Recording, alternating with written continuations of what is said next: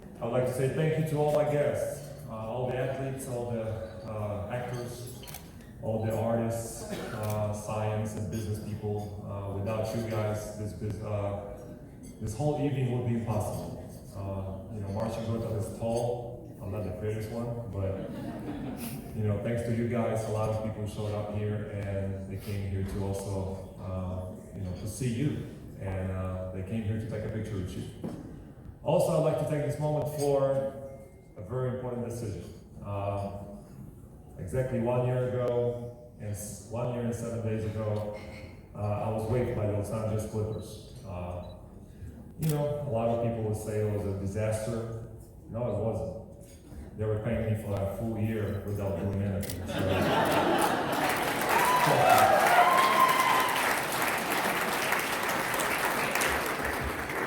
I didn't even get swept. That's fine.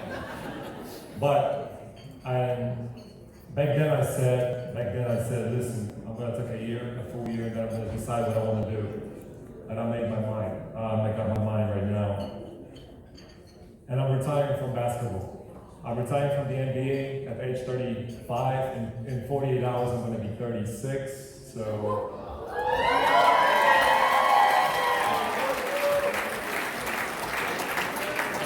I would like to use this moment. I'd like to use this moment to tell you a few things about the NBA, because I know what you guys think. NBA is about bouncing the ball, running from basket to basket, and playing in front of 20,000 people. That's how usually when you talk to the young kids and young women and men, they all say, man, you play in front of 20,000 people, you got models and actresses sitting in the front row, people admiring you. Yeah, they do, but they don't know when we lose. For 12 years, I don't remember when I had a Christmas last time. When y'all had a Christmas, I was playing a basketball game. When y'all were celebrating your birthday, I was going to the gym. When you guys go together for New Year's Eve, I was in the plane flying back from the game. I'm 35. Like I said, I'm tall, I'm not the prettiest one, but my body feels like I'm 50 right now. Trust me. All my knees, my back, everything hurts. And when you're an NBA player, you gotta understand, you don't have a voice. You don't. Whatever you say that is not correct, you're gonna get punished for it. You know how many times I had a phone call because I said something in an interview or I said something on Twitter? I'm getting that phone call, hey, you're not supposed to say that, $20,000 fine. Ching ching. Just like that. Today, I'm getting that freedom back. I'm able to say,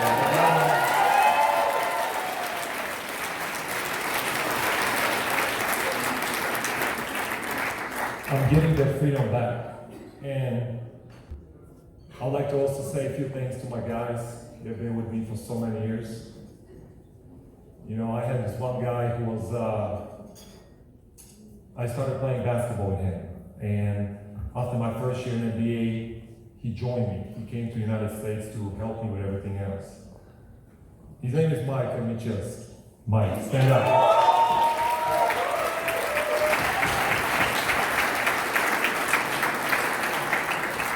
I'd like to tell you a few stories about this guy.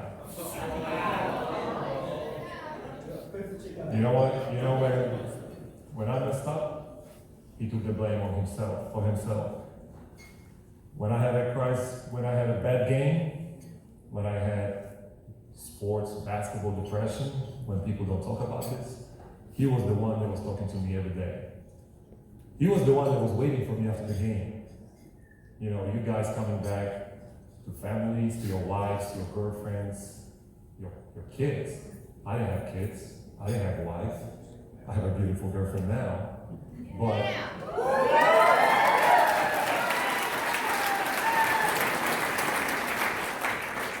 he was waiting for me. He was waiting for me, and he was always there for me. How many times we've been in a club when we're supposed to, have fun, enjoy the music, and have a drink and relax, and then you have few people that are trying to create problems. Back in Poland, we faced the problem.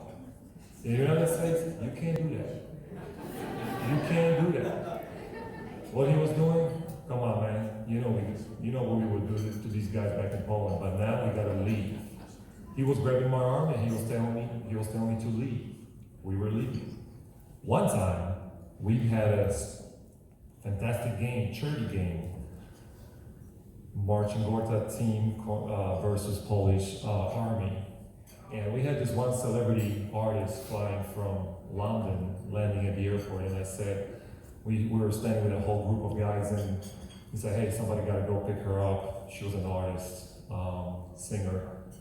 And I was looking at my guys, I said, you gonna go pick her up? They're like, no, I gotta do different things. I said, you gonna go pick her up? No, I can't. And then Mike was the last guy. I said, you know what, Mike? I said, shoot, you gotta go get her. You gotta go pick her up. He really took this seriously. He married her, and he got 2 kids.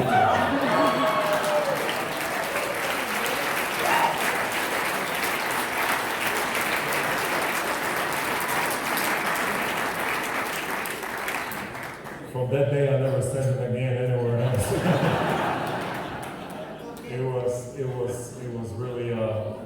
It was really crazy story, and I can really say I'm a godfather of that relationship. Thank you, Mike, for your dedication. Thank you for your loyalty. Thank you for being with me. Thank you for cleaning up after me. I don't know what to say, man. I mean, without you, it would be impossible, man. 50% of all that stuff is you, man.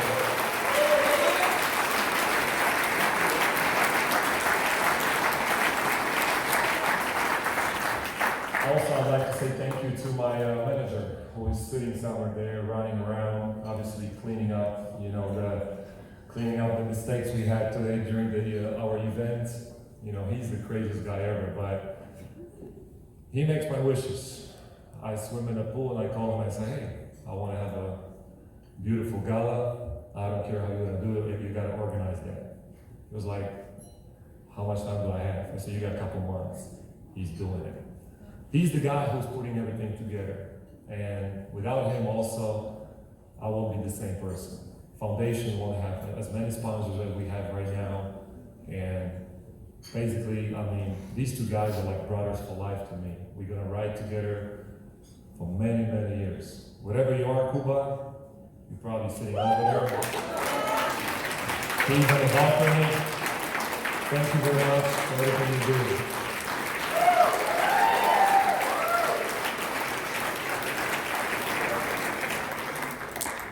Thank you very much to all my guys, to my foundation. Without you guys also, many things will fall. You guys are so loyal, even when, this piano is black, I will say white, they're gonna say it's white too. They're gonna follow me everywhere I go. And thank you for being with me, thank you for cherishing every moment, every event we create together for the past 12 years. We've been doing this for many, many years. We started doing foundation 12 years ago. We didn't expect it's gonna grow so big. And we didn't know we're gonna go that far.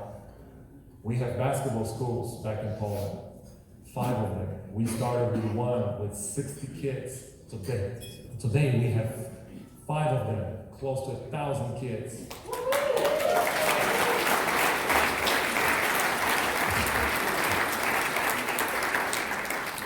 On top of that, we have world champions, and it's a crazy story. And he tells us, hey, I have a 15-year-old daughter.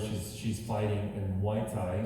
It's a martial arts category, and basically he said she just qualified for the world championship in Thailand, but unfortunately we don't have money to send her over to Thailand. Could you pay? It was about 10,000 Polish zloty, which is about $3,000, maybe even less than that. And I said, 10,000 Polish, currency for one 15-year-old girl. I'm like, okay, you know what? Okay, we're gonna do it. Hopefully she's gonna have a great experience. A month later, she came back as a world champion.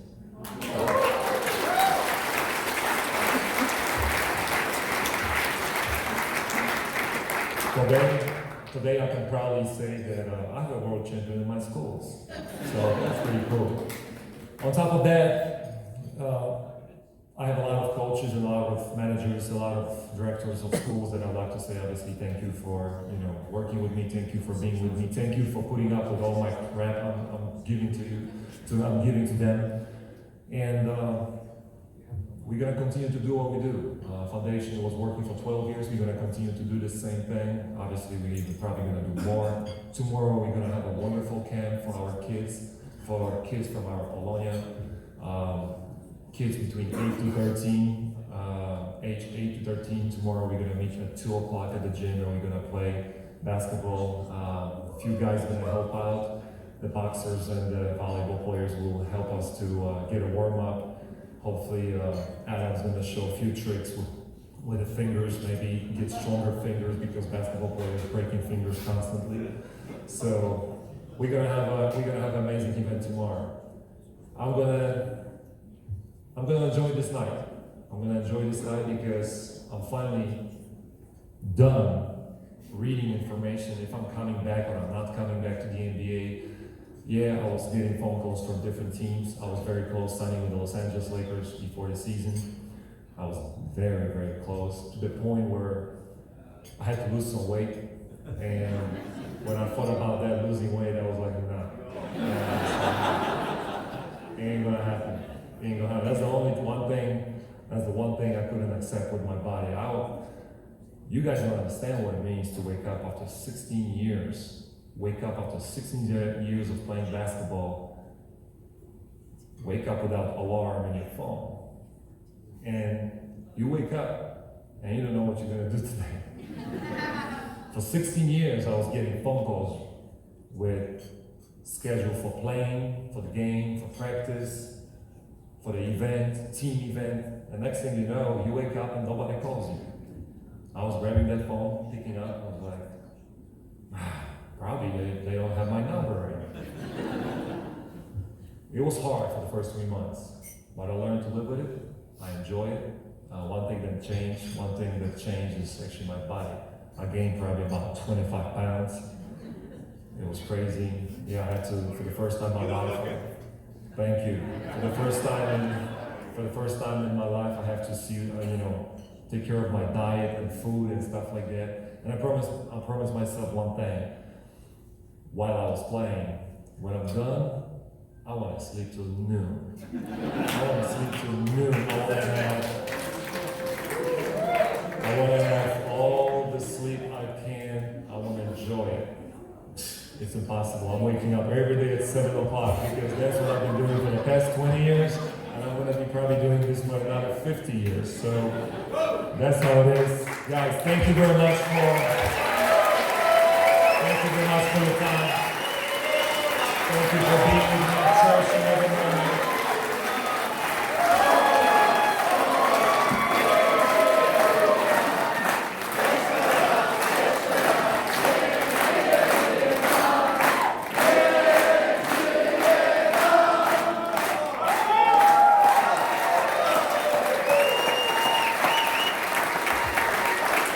Thank you.